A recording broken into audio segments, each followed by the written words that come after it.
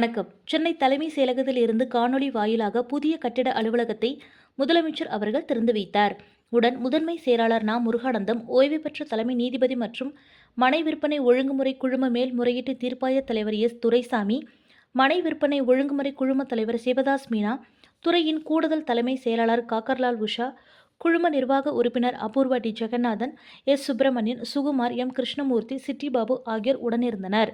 அதனைத் தொடர்ந்து புதிய அலுவலகத்திற்கு வருகை புரிந்திருந்த ஓய்வு பெற்ற தலைமை நீதிபதி மற்றும் விற்பனை ஒழுங்குமுறை குழும மேல்முறையீட்டு தீர்ப்பாய தலைவர் எஸ். துரைசாமி, மனை விற்பனை ஒழுங்குமுறை குழும தலைவர் சிவதாஸ் மீனா, குழும நிர்வாக உறுப்பினர் அபூர்வா உட்பட முக்கிய அலுவலர்கள் கலந்து கொண்டு குத்துவிளக்கினை ஏற்றினர். இந்த புதிய வளாகத்தில் பொதுமக்களுக்கான தகவல் மையம், வரவேற்பு அறை, காத்திருப்பு அறை, பயனாளிகளுக்கு மின்தூக்கி வசதி, வாகனம் நிறுத்துமிடம், நவீன குளிர்சாதன வசதி உட்பட பல்வேறு வசதிகள் ஏற்படுத்தப்பட்டுள்ளது என்பது குறிப்பிடத்தக்கதாகும்.